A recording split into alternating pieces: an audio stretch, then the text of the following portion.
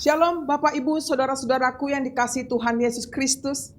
Senang sekali dapat berjumpa dengan saudara-saudara sekalian dimanapun berada dengan renungan pada hari ini. Saya mau menyapa dulu dimanapun saudara-saudara berada. Apa kabarnya? Saya berharap kita dalam keadaan sehat semuanya dan tetap semangat menjalani kehidupan kita dengan penuh pengharapan tentunya kepada Kristus sebagai Sang Penolong kita atau Juru Selamat kita yang hidup. Marilah kita sediakan waktu kita untuk mendengarkan firman Tuhan dan kita akan berdoa lebih dahulu. Mari kita berdoa. Kasih karunia dan damai sejahtera dari Tuhan Allah Bapa kita dan dari anaknya Tuhan Yesus Kristus menyertai saudara semuanya. Amin. Bapak Ibu saudara-saudaraku, sebagai nats renungan kita pada hari ini Senin tanggal 13 Mei dari kitab Yohanes 3 ayat 17. Demikian bunyinya. Sebab Allah mengutus anaknya ke dalam dunia bukan untuk menghakimi dunia, melainkan untuk menyelamatkannya oleh Dia. Sekali lagi saya bacakan. Sebab Allah mengutus anaknya ke dalam dunia bukan untuk menghakimi dunia, melainkan untuk menyelamatkan oleh Dia. Bapak Ibu saudara-saudaraku yang dikasihi Tuhan Yesus Kristus, judul renungan ini adalah Yesus Kristus satu-satunya jalan keselamatan dunia.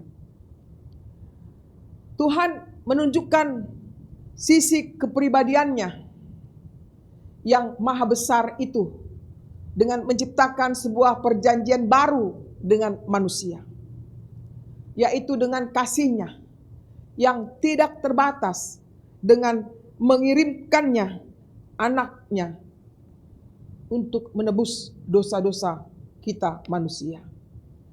Jika kita melihat ayat ini, ada 3 hal penting yang hendak kita perhatikan, saudaraku. Pertama, Allah mengutus anaknya. Kedua, bukan untuk menghakimi dunia. Dan yang ketiga, melainkan untuk menyelamatkan dunia. Pengutusan yang dimaksud dalam Injil Yohanes ini bukan hanya sekedar kedatangan secara posisi atau berpindah tempat saja. Bukan sebagai raja atau orang besar yang hanya ingin menerima hasil. Namun jelas kedatangannya itu adalah untuk bertujuan menghubungkan antara Allah dengan manusia yang berdosa itu. Kedatangan anaknya bukan untuk melakukan penghakiman terhadap dosa yang sudah dilakukan. Namun Dia menyatakan kasih-Nya yang sangat besar melalui pengutusan anaknya, yaitu menyelamatkan dunia ini. Kedatangan Yesus adalah untuk karya penyelamatan dunia, bukan untuk menghakimi dunia ini. Yesus hendak menyelamatkan dunia ini dari kehancuran akibat dosa-dosa manusia.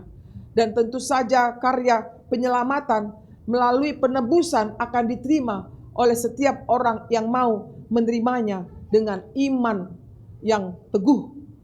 Allah bertindak, saudaraku, bukan hanya demi kepentingannya sendiri, tetapi justru untuk kepentingan kita semuanya, menyatakan kasih-Nya kepada seluruh umat manusia tanpa pandang bulu siapa kita ini. Keselamatan bukanlah hasil dari kemampuan manusia semata, namun pemberian Allah yang nyata kepada manusia itu. Namun meskipun demikian, tidak secara otomatis kita akan beroleh kerajaan Allah.